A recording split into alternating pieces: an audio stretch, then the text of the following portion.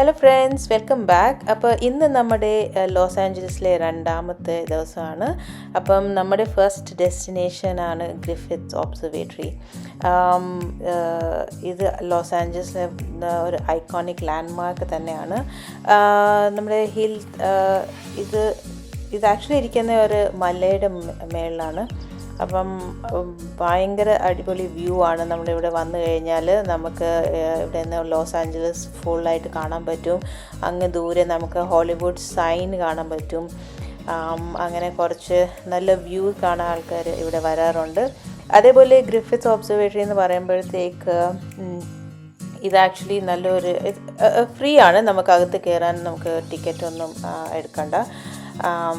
There are so many, they're talking about the fascinating space and astronomy exhibits inside this Griffith Observatory. അപ്പം നമുക്ക് കുറേ കാര്യങ്ങൾ നമുക്ക് അസ്ട്രോണമിയെക്കുറിച്ചും സ്പേസിനെ കുറിച്ചൊക്കെ അറിയാൻ പറ്റും. ഇവിടെ നല്ല തിരക്കുണ്ടായിരുന്നു. നമ്മളവിടെ എത്തിയപ്പോഴത്തേക്ക് ജസ്റ്റ് ഒബ്സർവേറ്ററി തുറന്നതേ ഉള്ളായിരുന്നു. അങ്ങനെ ഞങ്ങളവിടെ ഓൾമോസ്റ്റ് ഒരു 1 hour നമ്മളവിടെ സ്പെൻഡ് ചെയ്തു. കുട്ടികൾക്ക് ഒരുപാട് ഇഷ്ടപ്പെടും ഇവിടെ കാണാനൊക്കെ. അങ്ങനെ നമ്മളിവിടെ കണ്ടിട്ടാണ് നമ്മുടെ അടുത്ത ഡെസ്റ്റിനേഷനിലേക്ക് പിന്നെ പോയത്.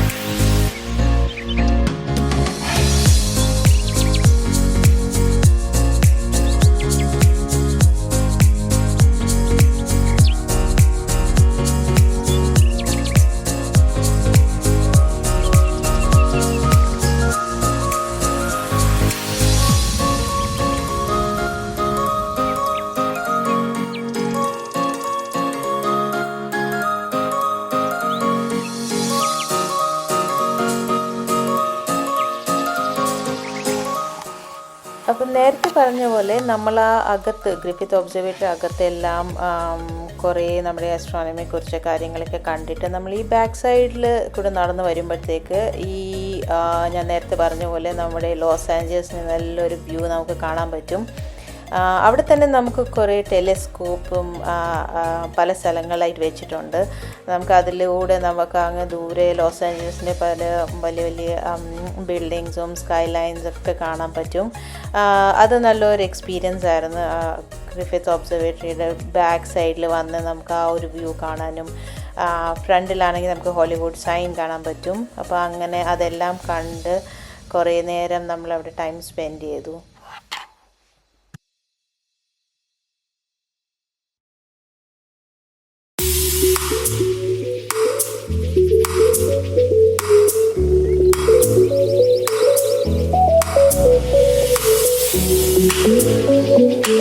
അങ്ങനെ ഗ്രിഫിത്ത് ഒബ്സർവേറ്ററി കണ്ടിട്ട് നമ്മൾ ഫേമസ് ഹോളിവുഡ് സൈൻ കാണാനാണ് പിന്നെ നമ്മുടെ സെക്കൻഡ് ഡെസ്റ്റിനേഷനിലോട്ട് പോയത്.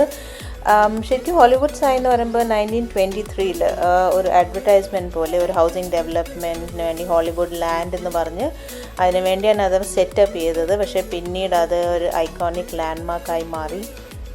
ഒത്തിരി പേര് ലോസ് ആഞ്ചലസ് വരുന്നവർ എല്ലാവരും ഈ ഹോളിവുഡ് സൈൻ കാണാൻ വരും. ഭയങ്കര തിരക്കാണ്. നമുക്ക് നേരെ സൈൻ്റെ അടുത്ത് ചെല്ലാൻ പറ്റത്തില്ലെങ്കിൽ പോലും നമുക്ക് പല ലൊക്കേഷൻസ് ഉണ്ട്, പോയിൻറ്റ്സ് ഉണ്ട്. അവിടെ ചെന്ന് കഴിഞ്ഞാൽ നമുക്ക് ഈ ഹോളിവുഡ് സൈൻ കാണാൻ പറ്റും. അവിടെ നിന്ന് പിന്നെ നമ്മുടെ നെക്സ്റ്റ് ഡെസ്റ്റിനേഷനായ സാന്റാ മോണിക്കയിലോട്ടാണ് പോയത്.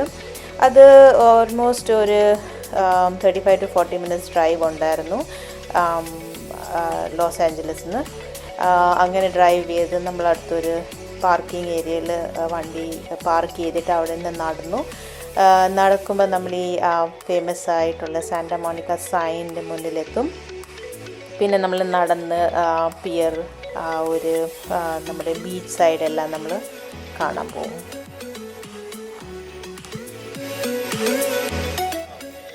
Hello friends, so we've reached Santa Monica now. We just came from Los Angeles to Santa Monica to see this beautiful location. We're just going to roam around for some time, look at some beautiful views, and yeah, I'll keep you posted.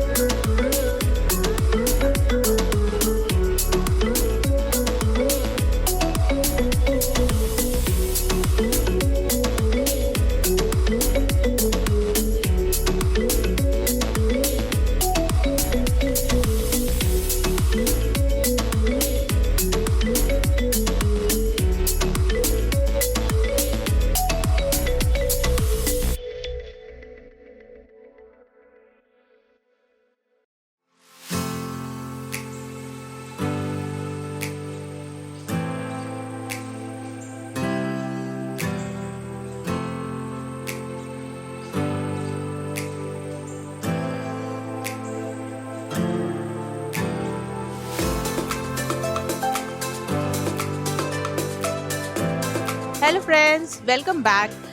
We are now at Santa Monica. Yeah, so we drove from Los Angeles to Santa Monica and we reached here this afternoon. It's very crowded here. I mean, so many people have gathered and there's so many activities to do here. We are very excited to explore Santa Monica, and yeah, just have a look at these beautiful pictures, the view of the beach, and all of these exciting activities that we can do here.